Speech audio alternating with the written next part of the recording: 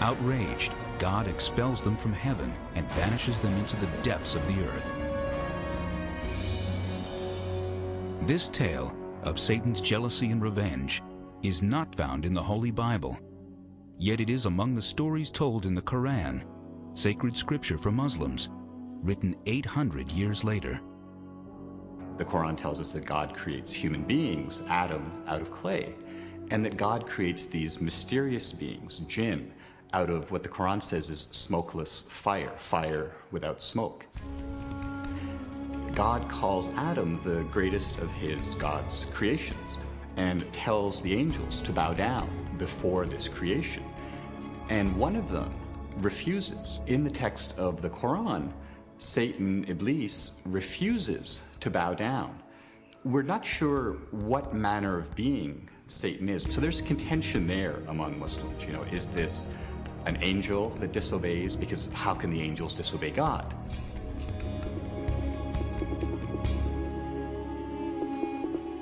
For Christians and Jews, the creation story in Genesis leaves a lingering question.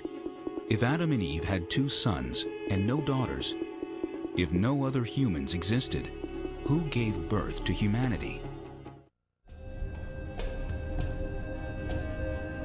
One of the Holy Bible's more puzzling omissions is found in the book of Genesis, in the story of Adam and Eve's son, Cain. He murders his brother Abel, is cursed by God, and becomes a fugitive. Then, suddenly, we learn that Cain has a wife who is pregnant. And Cain went out from the presence of the Lord and dwelt in the land of Nod on the east of Eden. And Cain knew his wife, and she conceived and bore Enoch. Anyone who's ever taught Sunday school is familiar with the problem that you talk about Cain getting married, and suddenly a million hands go up. Wait a minute, where did the wife come from?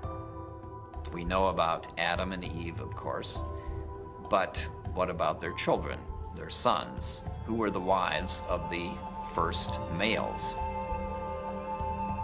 I think that the Bible story is disturbing on many levels, but some people find it most disturbing in the way that it doesn't make literal sense.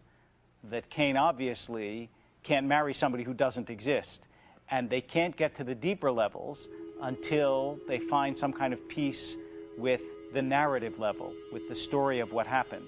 And so for many, until we can figure out who Cain's wife was, we can't discuss the deeper issues. Some 150 years before the birth of Jesus, an unknown author sought to clarify the telling of creation as written in the book of Genesis.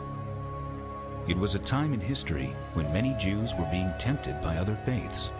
The author wanted to maintain the purity of their beliefs to ensure strict observance of all Jewish law. His book, called Jubilees, offers intimate details of the lives and struggles of the first human beings. It begins with Moses. He is visited by an angel who reveals a secret behind-the-scenes version of Jewish history, from the very beginning of creation to the parting of the Red Sea. I would suggest that the Book of Jubilees is what we would today call a fundamentalist book.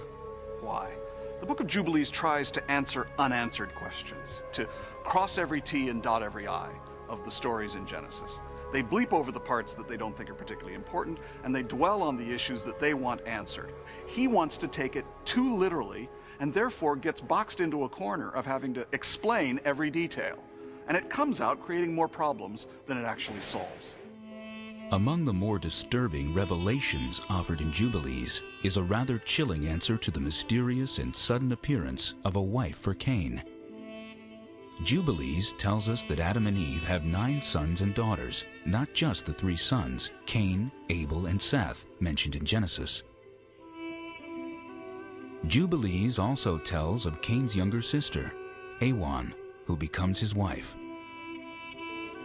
And Cain took Awan his sister to be his wife, and she bare him Enoch at the close of the 4th Jubilee. There is in the Bible a fairly powerful prohibition against incest, and clearly the idea that Cain married his sister would be very difficult for people. And it just shows how hard it was for people to accept that a new woman would come out of nowhere.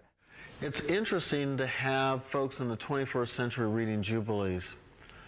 The same people who like reality TV, the same people who will go to a movie such as Aliens, who seem to really sort of enjoy gore, violence, sex. Those sorts of folks just would seem to love Jubilees. If the Bible is read as literal history, a story of the first humans that included incest would have been taboo and thus not acceptable for inclusion in the Holy Bible. Even so, why would this ancient author solve the problem of Cain's wife by having him marry his own sister? This is a culture that is a little bit nervous about foreign women.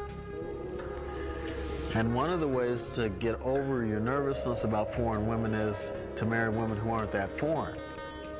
The problem is you marry women who aren't that foreign, they tend to be related. It was important to the writer that God had chosen a pure race and that he had done this from the earliest times, and that this race had to remain pure. These would be the Jewish people in his own time, who were to refrain from intermarrying with their neighbors or really to have any contact with their neighbors to maintain purity. I quite frankly find the way Jubilees recasts the Genesis stories so objectionable.